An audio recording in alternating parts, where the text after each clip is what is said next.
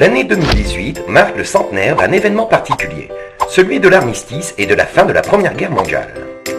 La municipalité a mis en place un comité de pilotage pour l'organisation des manifestations qui se dérouleront en fin d'année avec la participation des associations et des écoles primaires. La Société d'Histoire locale a ainsi accueilli les élèves des classes de CM2 de l'école Wartel, accompagnés de leur directrice, Madame Sabrina Vertret.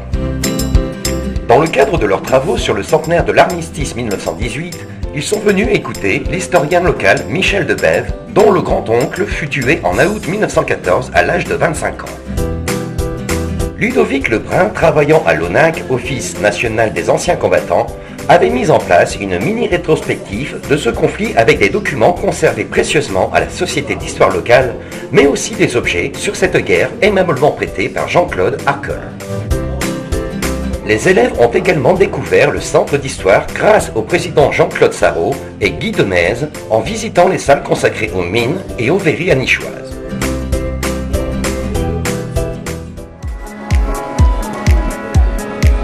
Le samedi 3 février, salle Pierre de Coubertin, s'est déroulé le concours interne de la Gym Jeune pour lancer et préparer la nouvelle saison sportive.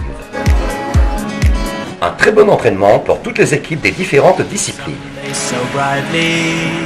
Notons les bons résultats en gymnastique artistique avec les garçons N6, 7, 11 ans, 5e du championnat départemental UFOLEP, compétition où Maxence Boulanger obtient une 3e place en individuel.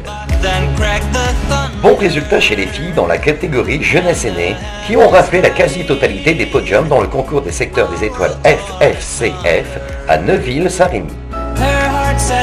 Les dates vont s'enchaîner pour les championnats régionaux. Challenge et compétition par équipe qui s'annoncent plutôt prometteurs.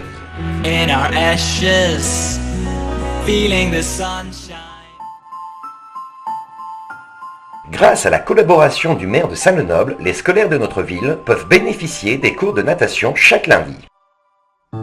Le 12 février, plusieurs créneaux étaient mis en place à l'aide des enseignants et des éducateurs sportifs de la ville. Vers 8h45, les CM2 de l'école Basuyot ont pris le bus pour passer leur diplôme de natation nécessaire pour le passage en 6e. 45 minutes à s'ébattre dans le bassin de la piscine tournesol, identique à celle d'Aniche. Le relais était pris ensuite par les élèves de Maxime Kévy, puis, dans l'après-midi, ceux de l'école François Wartel. Mettant en parallèle la solidité douteuse du toit de la piscine, le maire Marc Aimé a décidé de fermer cet équipement début janvier pour une période de 3 mois et d'attendre les conclusions d'un audit technique qui va commencer. Si ces conclusions sont trop négatives, ce sera une fermeture définitive.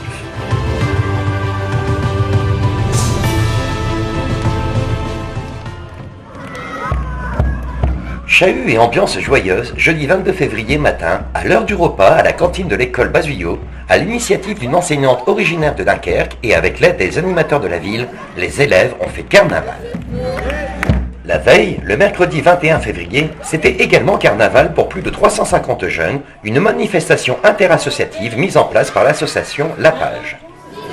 Avec le concours de nombreuses associations, les jeunes auront le droit à un spectacle de magie intitulé Merlin l'Enchanteur et l'épée du rocher, puis une collation suivie d'un bal pour les enfants intitulé Zeste de folie.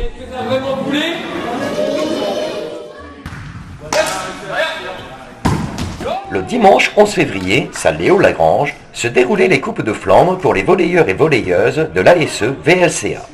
Les féminines gagnent par forfait car l'équipe de Borieux ne s'est pas déplacée.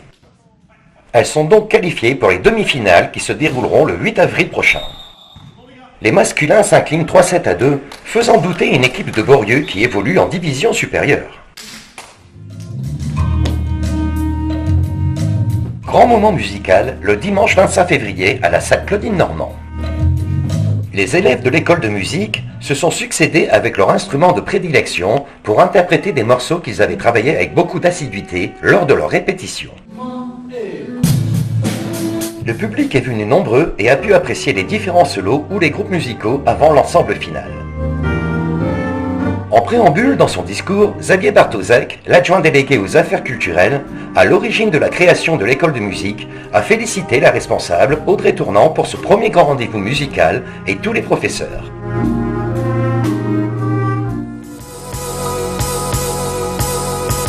Premier gros chantier de l'année, avec les travaux pour l'aménagement du terrain synthétique Stade des Navarres, ont débuté fin février. C'est l'entreprise Innover qui a été choisie pour l'installation de ce terrain fort attendu par nos footballeurs.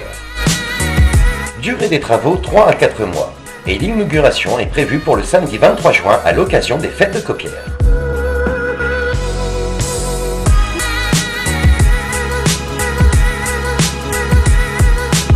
Un petit clin d'œil à Defmo pour ses détournements d'images de notre ville qui nous font voyager dans un monde magique avec des personnages et des paysages extraordinaires.